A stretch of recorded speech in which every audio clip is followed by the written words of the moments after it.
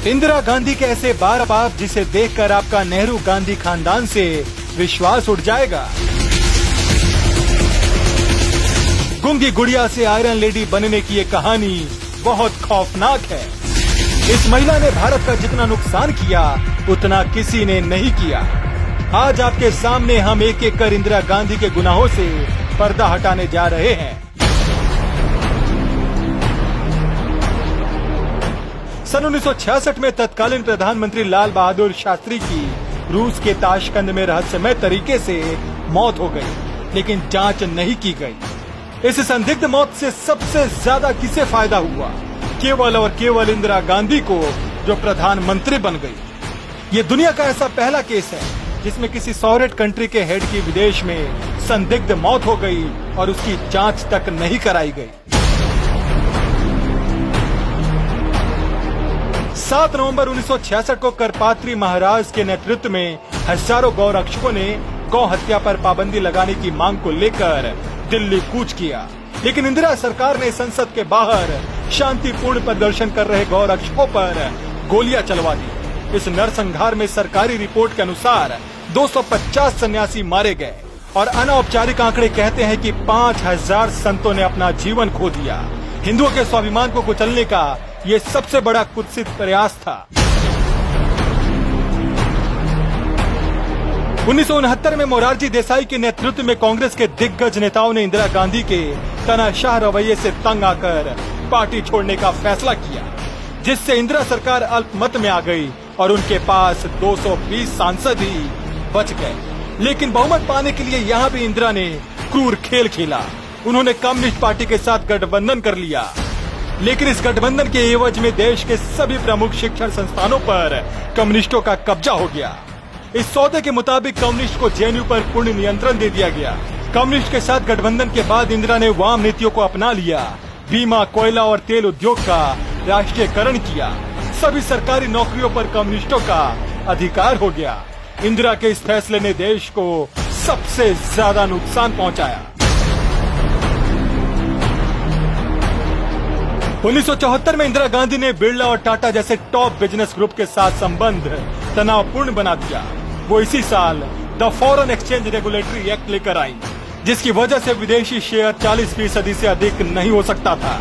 इस बिल के कारण कई मल्टीनेशनल कंपनियां जैसे शेल, IBM, कोका कोला ने बाहर निकलने का फैसला किया।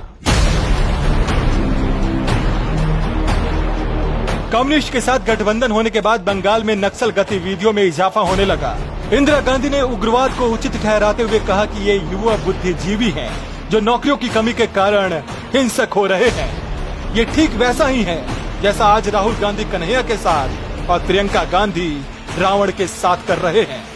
कम्युनिस्ट ने 70 के दशक में अमेरिका के ब्लैक पैंथर आंदोलन के आधार पर दलित पैंथर आंदोलन शुरू किया। उन्होंने दलितों को हिंदुओं के खिलाफ कट्टरपंथी बनाने का काम किया। businessworld.in में छपे एक लेख में बताया गया है कि कैसे इंदिरा गांधी की आर्थिक नीतियों ने भारत को भारी नुकसान पहुंचाया। इंदिरा ने राष्ट्र भर में अपनी छवि निर्माण के लिए लेफ्ट इकोसिस्टम पर भरोसा किया। 1969 से 1976 तक उनका कार्यकाल भारत की अर्थव्यवस्था के लिए सबसे खराब था। 1971 से गरीबी बढ़ती चली गई। 1971 में इंदिरा गांधी ने प्रिवी पर्स को समाप्त कर दिया। ये शाही परिवारों के साथ एक समझौता था, जिन्होंने भारत में अपनी रियासतों का विलय कर दिया था। हमने उनकी जमीनों का अधिग्रहण तो किया, लेकिन बदले में उन्हें कुछ नहीं दिया। जबकि 1976 में मुस्लिम तुष्टीकरण की राजनीति करते हुए इंदिरा गांधी ने सभी अधिकृत जमीन वक्फ बोर्ड को वापस लौटाने का फैसला किया। 1971 के युद्ध में जीत के लिए इंदिरा गांधी को आयरन लेडी कहा जाता है, लेकिन वास्तव में इस जीत के असली नायक भारतीय सेना के तत्कालीन अध्यक्ष सैम मानेकशॉ थे, जिन्होंने अप्रैल 1971 में युद्ध से इनकार करते हुए कहा था कि सेना को तैयार होने के लिए समय की आवश्यकता है, और दिसंबर 1971 में उन्होंने जीत का वादा किया था। जनरल सैम ने अपना काम करते हुए 90,000 पाक सैनिकों को पकड़ा और पाकिस्तान को करारी शिकस्त दी। अब गेंद इंदिरा के पाले में थी।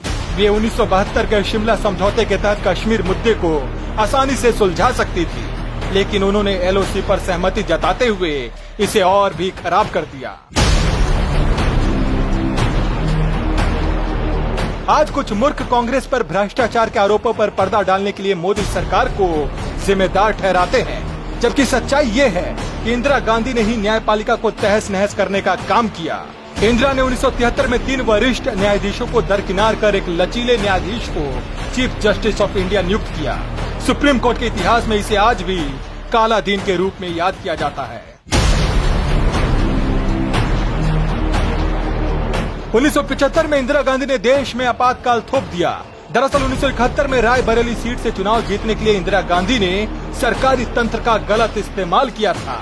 यहां से चुनाव हारने वाले राज नारायण की याचिका पर इलाहाबाद हाई कोर्ट ने इंदिरा को दोषी माना। इसे देखते हुए इंदिरा गांधी ने न केवल न्यायपालिका को ध्वस्त करने की साजिश रची, बल्कि पूरे देश पर आपातकाल थोप दिया। 1967 में सुप्रीम कोर्ट की संवैधानिक पीठ ने अलीगढ़ मुस्लिम विश्वविद्यालय को अल्पसंख्यक दर्जा देने से इनकार कर दिया, लेकिन इंदिरा गांधी ने 1981 में मुस्लिम तुष्टीकरण करते हुए संवैधानिक संशोधन द्वारा अल्पसंख्यक का दर्जा बहाल कर दिया। ये वही इंदिरा गांधी थी जिन्होंने 1966 में हिंदुओं की एक साधारण मांग को लेकर हजारों साधुओं की हत्या कर दी थी। नक्सलियों और दलितों को कट्टर बनाने के बाद आरोप है कि इंदिरा गांधी ने पंजाब में भिंडरावाले को खड़ा किया, जो बाद में उनके नियंत्रण से भी परे चला गया। अकाली दल की बढ़ती लोकप्रियता का मुकाबला करने के लिए तत्कालीन गृह मंत्री जैल सिंह ने भिंडरावाले को ताकत दिया। बाद में पंजाब में हालात बेकाबू हो गए। अलग देश की मांग ने जोर पकड़ लिया। तानाशाह इंदिरा कभी कूटनीति में सफल नहीं हुई, इसीलिए उन्होंने ऑपरेशन ब्लू स्टार का आदेश दिया, जो बाद में उनकी हत्या का कारण भी बना।